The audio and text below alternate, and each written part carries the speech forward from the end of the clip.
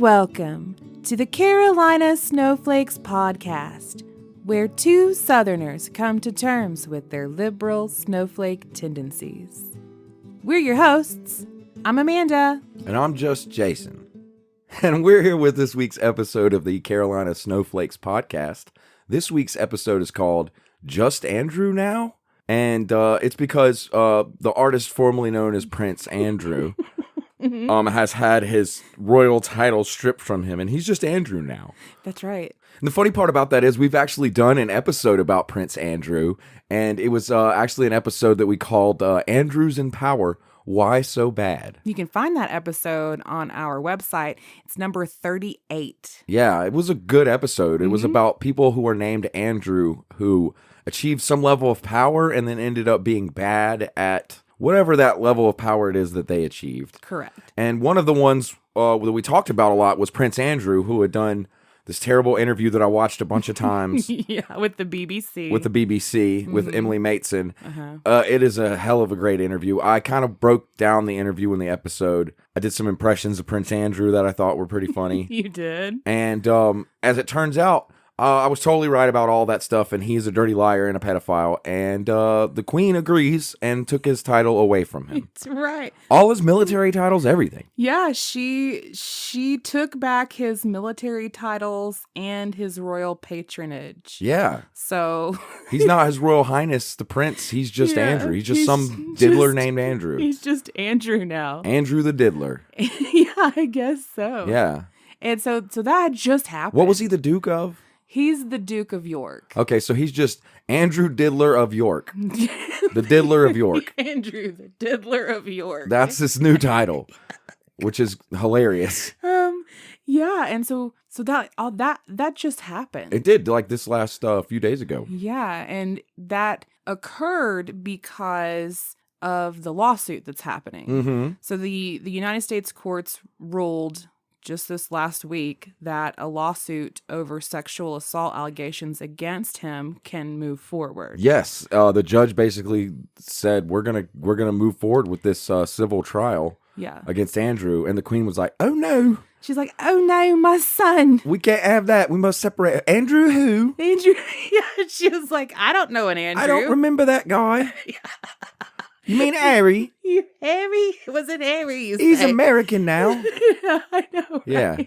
So yes, that happened, and it's kind of a big deal. Yeah. And it's also a little bit comical because the Queen is his mom. The Queen is his mom, and she was the one who did it. Yeah, she was like, "Bad Andrew." That's how horrible that interview was. It was so bad that she was like, "Nah, I can't have nothing to do with this guy."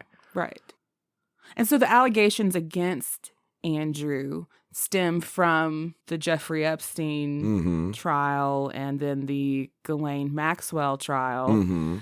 And I guess Andrew allegedly, according to Virginia Guffrey, who's one of the victims, says that he was one of the high-profile people running in the same circle with Ghislaine and Jeffrey, and that Andrew specifically sexually assaulted her 3 times. Yeah, and there's a picture of him with her. Yeah, and Ghislaine is in the background. Yeah, that was brought up during that interview with the BBC. Yeah, he said he wasn't sure that it's photoshopped, and I'm sure that it's not. No, it was definitely him. And They've had experts, a ton of experts have verified that that's not a photoshopped picture. Yeah. So, yeah. My question, though, so does this mean that he loses his place in line for the throne? I imagine so. Because right now he's number 9. Well, I don't think he was ever going to get to it anyway, but... Yeah, I know. It's pretty crazy. I think this takes him out of the running for sure. Yeah. So that begs the question. I have a proposal for you. I have a modest proposal for you. So we've spent a great deal of time, energy, and effort trying to become knights. Yeah, that was still my goal. In fact, we've done 2 episodes on the show discussing our quest for knighthood because that's what ultimately we want. Well, if Andrew's getting the boot, and he's no longer in the lineup, in the royal family, right. He's not royal, right?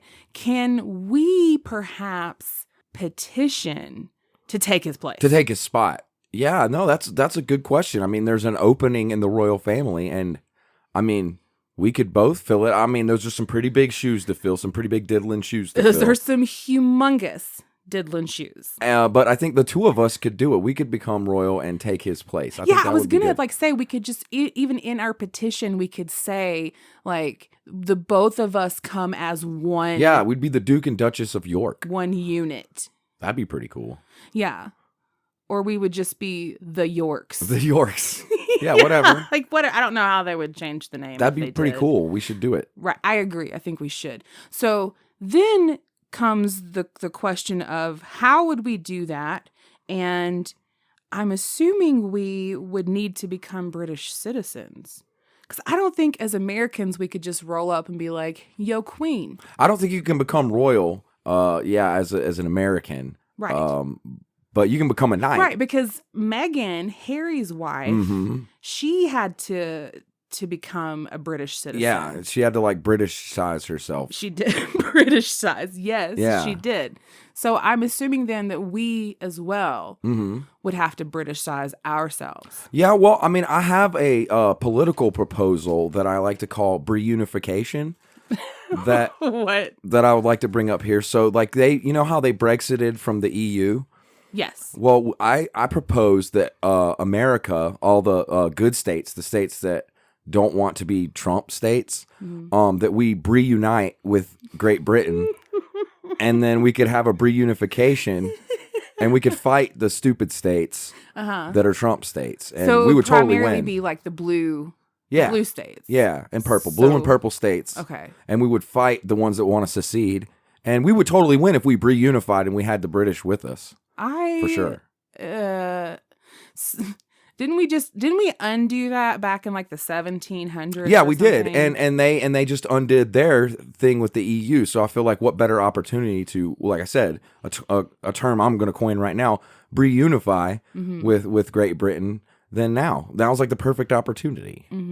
So I think that could probably get us a long way with the Queen if it works. Would we then be fighting against South Carolina? Maybe. Because it's going to be up to the states. I don't know what they're going to do. That's going to be up to them. I can't really imagine South Carolina going like, yeah, we'll join you. I mean, if they knew they were going to have to fight us and the British, they might. I don't know. It'll be up to them.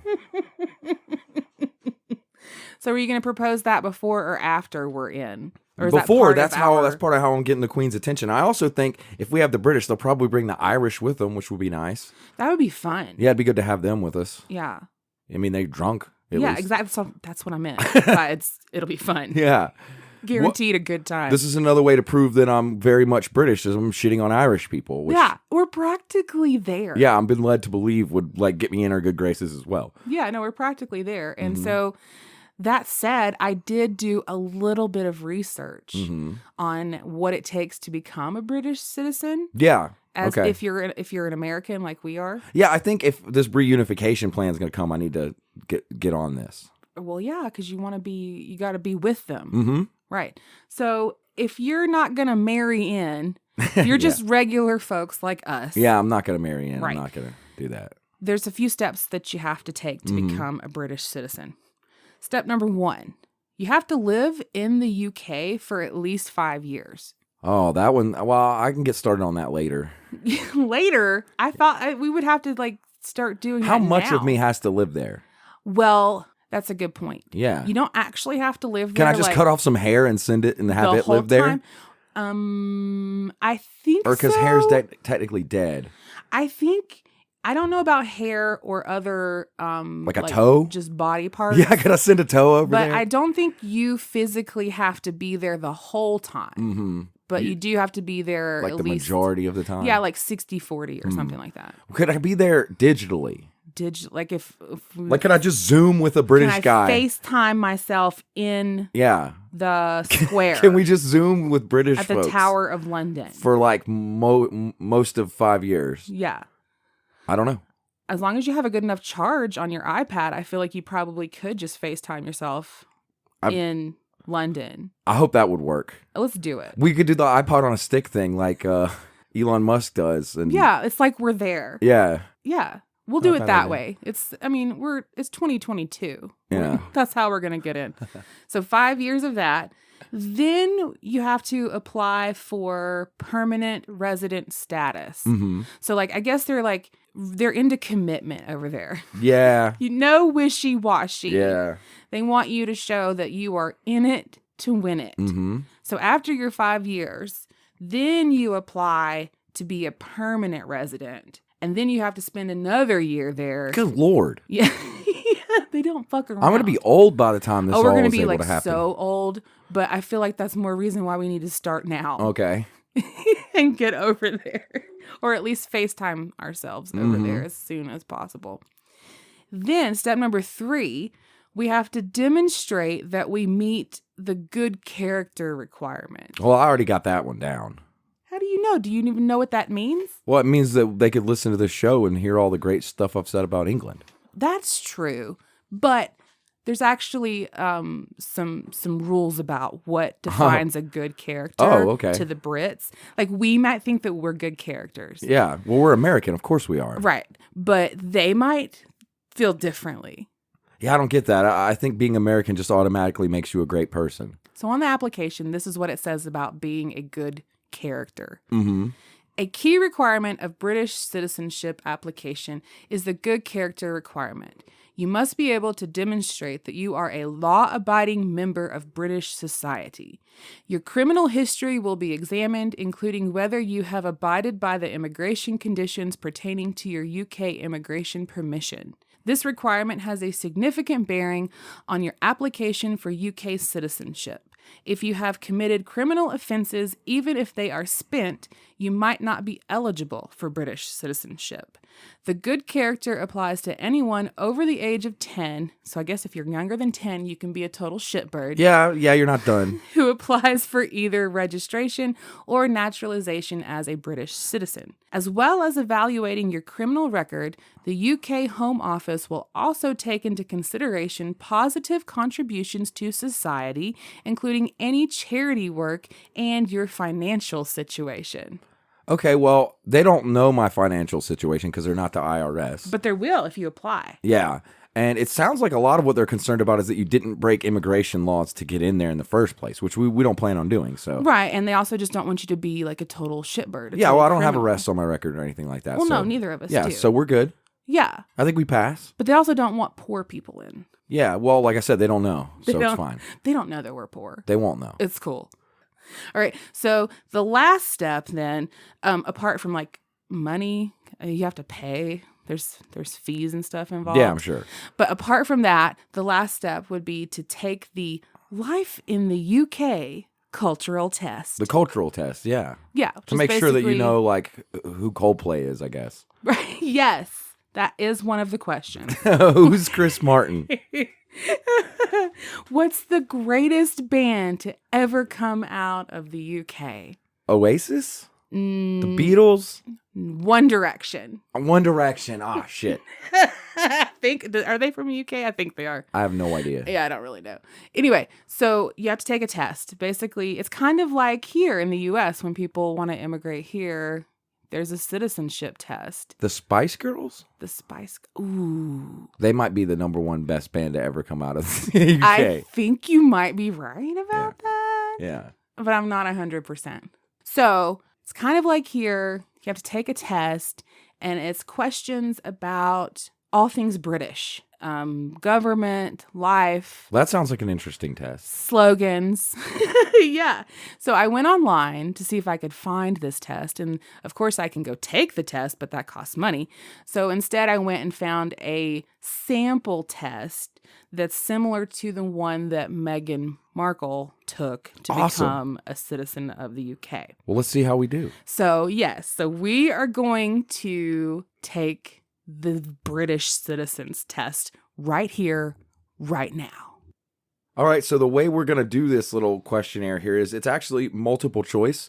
So our beautiful host Amanda here is going to read our questions, and then I'll kind of summarize what the options are, and we'll decide on each one, and you'll tell us if we got it right or not. All right, ready? Mm-hmm. Question number 1. What countries does Great Britain refer to? Okay, and the answers are sort of like England and Scotland, or England, Scotland, Wales, or England and Northern Ireland, or like just England. And I think the answer is England, Scotland, and Wales. That's correct. That's correct? Good All job. right. We are so close. That's Great Britain. All right. Got that one right. I knew it wasn't just England. That's crazy. I knew that too, but I wasn't exactly sure. I guess Wales is its own Yeah, it is. thing. Yeah, they have their own accents called Welsh. Interesting. Mm-hmm. All right, question number 2. Which is a fundamental principle of British life? Okay, and this one we have like actively supporting your local football team, which is a funny answer. There's also eating fish on Friday, ignoring your neighbors, and participation in community life. I like ignoring your neighbors. I like that one too, but I'm going to guess participation in community life would be the answer to a fundamental principle of British life. Correct. That's correct? That's All correct. Right. 2 for 2, Good baby. job. We're on a roll. All right, number 3. Which colonies of the British Empire decided to declare their independence in 1776? This one's hilarious. It's the easiest question ever. It's like Australian, Canadian, South African, American. It's obviously American, 1776.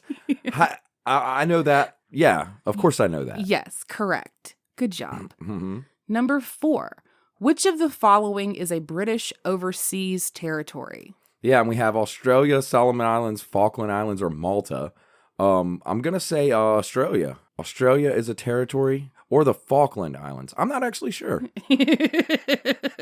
Well, I happen to have the answers. You do? So I can tell you that it's not Australia. Which is it? It's the Falkland Islands. The Falkland Islands? Yeah, because I remember Prince Andrew saying he fought in the Falklands War, and that's where he didn't know how to sweat from, or something like that. He served, by the way, just a little side trivia for you. He served in the Royal Navy, and he flew helicopters. Yeah, and he got scared and he couldn't sweat. Yes, correct. Mm-hmm.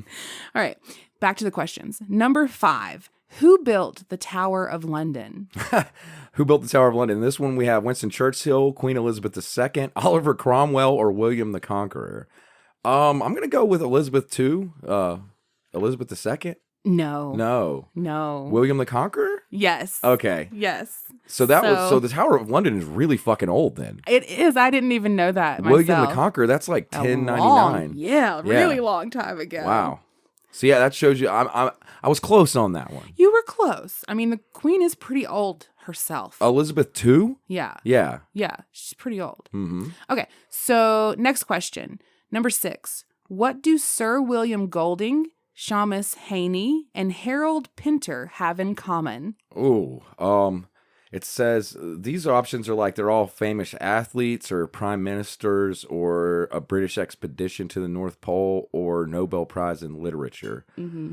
I see one of them's a knight and one of them's Shamas, which sounds kind of not British. So I'm going to go with expedition to the North Pole.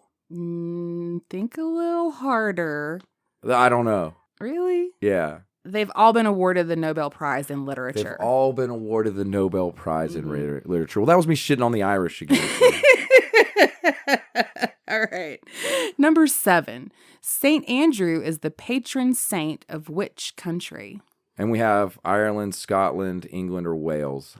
St. Andrew. I'm gonna guess Scotland. Correct. Yeah. He's also the patron saint of Russia. Oh. just FYI on that one. Interesting. Okay. Good job. All right, next page. Number 8. In everyday language, people may say, rain stopped play. Which sport is the phrase associated with? I'm going to guess cricket. Yeah, correct. Yeah, I've heard that before. You have? Yeah. Huh. I hadn't. It's a cricket thing. Interesting. Mm-hmm. Number 9. Who has to pay national insurance contributions? Everyone in the UK who is paid to work, everyone under the age of 50, people who work full-time, and single people with no dependents. I'm going to say everyone who's paid to work. It's like here, like they just take it out. Correct. Yes. Yeah. All right. Number 10. What is a responsibility that you will have as a citizen or permanent resident of the UK? This one has a great first answer. The first answer says visiting your local pub regularly, which is hilarious. Keeping an allotment. I don't even know what that means. Looking after the environment and using your car as much as possible. I'm going to guess looking after the environment. That one was pretty easy. That was by by elimination. I kind of like the visiting your local pub regularly. Yeah, one, though. they really kind of burn themselves in this test. That's your responsibility. You have to go to the pub. All right, number 11. Why is 1918 an important date in the history of women's rights? I'm going to guess that it's when they got the right to vote, because that sounds like around when they got the right to vote here. Correct. Yeah. That is it. Yes. Yeah. Number 12. Where is the UK Parliament based? The options for the answers are Stormont, Senedd, Holyrood, and Westminster. I'm pretty sure it's Westminster. Yes, it is. Yeah, I mean, because it's called Westminster Abbey. Right. Yeah. Man, I'm good at this. You're really good. I'm British as fuck. You're doing pretty good. Number 13.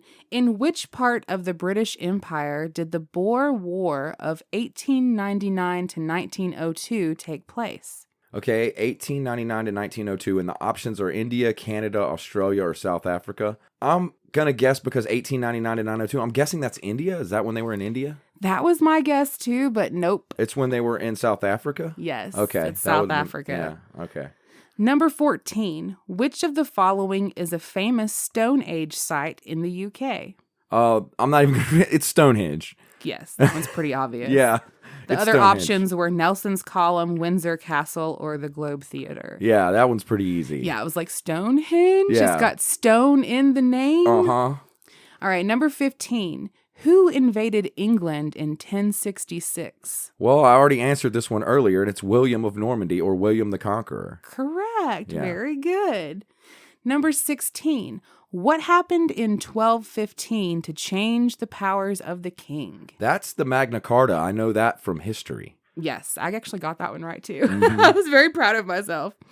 Number 17. What must you do in order to vote in elections? This one's interesting. The answers are put your name on an electoral register, pass an electoral test, register your identity with the police, or pay income tax in the previous year. I don't know. They're so different over there. I don't really know. I'm going to guess it's put your name on the electoral register, because that sounds like British. Like The we way write it's shit down. Worded even is British. Yeah. Yes, that's correct. It's just like here. You have to register to vote. You got to write shit down. You got to register. Yeah. Cool. All right. Number 18. Which of these is the name of a novel by Jane Austen? That's Sense and Sensibility. Unfortunately, I know that. Unfortunately, you are well aware. Mm-hmm. Not a fan. Number 19. How often does Prime Minister's questions occur when Parliament is sitting? Huh. That's one of those, it's like twice a week, every day, once a week, or once a month. It sounds to me like Prime Minister's questions. Sounds like the fireside chats that FDR used to do. Yeah. So I'm going to guess once a month. Like every month they got to come in and like answer questions. No. Or once a week? Yeah, there you go. It's once a week? It's once a week. So it's like it's a little more common than the fireside chats were, but that's what it reminds me of. Right. Huh. Yeah, so okay. I guess that's when Boris goes in and has to like... And they yell at him. And he answers questions? And he answers questions while they yell at him. I really wish we had something like that. I think that's what... we have press conferences. We have, what's her name? The redhead. Jin Saki. I'm not a fan of her either. Who goes out and answers the press. Yeah, she's a soulless ginger. I don't know. Is this when... So the Prime Minister's questions, is that when the press asks questions, or is that when I think that's when Parliament asks questions of the Prime Minister, but I don't know. Who knows? Who knows? I guess British people probably know. Do, yeah. All right, moving along. Number 20. Which Jubilee did Queen Elizabeth II celebrate in 2012?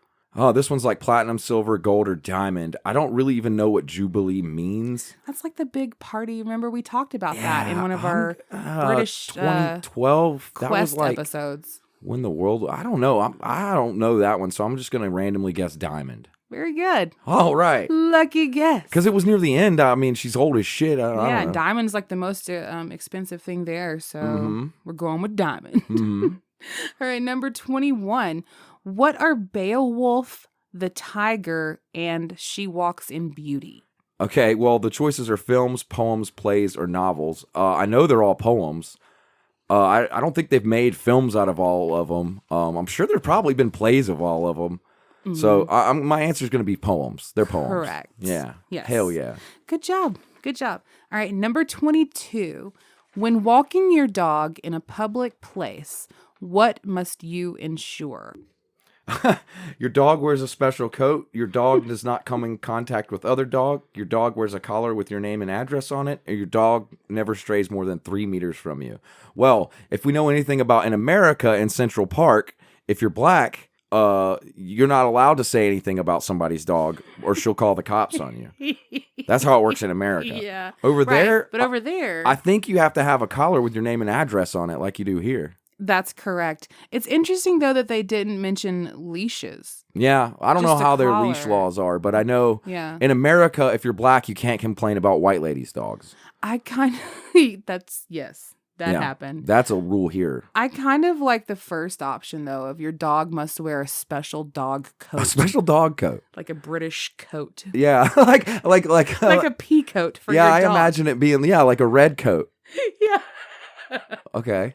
I'm into it. All right, number 23. What is a fundamental principle of British life? Oh, it's interesting. The choices are the rule of law, the rule of your local member of parliament, the rule of the upper class, or the rule of the monarch. I'm going to guess it's the rule of law. Yes. Because technically the law is what gives the monarch the power.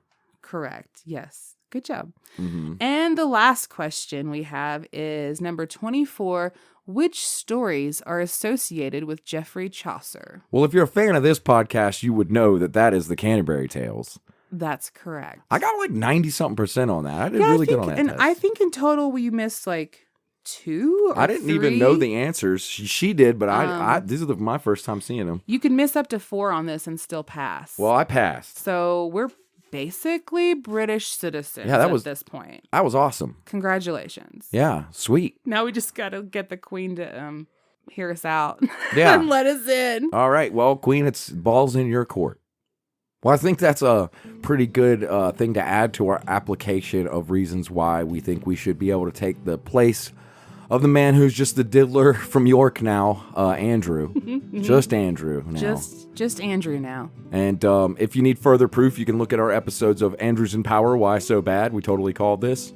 That one goes back a while. And we also have other episodes. Our Quest for Knighthood 1 and 2 are very British. So I think this is a further continuation in our efforts to make way into English. And if you want to find those episodes, you can find them on our website, carolinasnowflakes.com. You can also find us on Facebook, where we're chatting it up with other people about our plans to become British. Facebook.com/Carolina Snowflakes. And Queen, if you want to send us an email, you can do that on our email, and we will gladly answer any more British pop questions you have for us. carolinasnowflakes@gmail.com. gmail.com. Thanks for listening. Bye.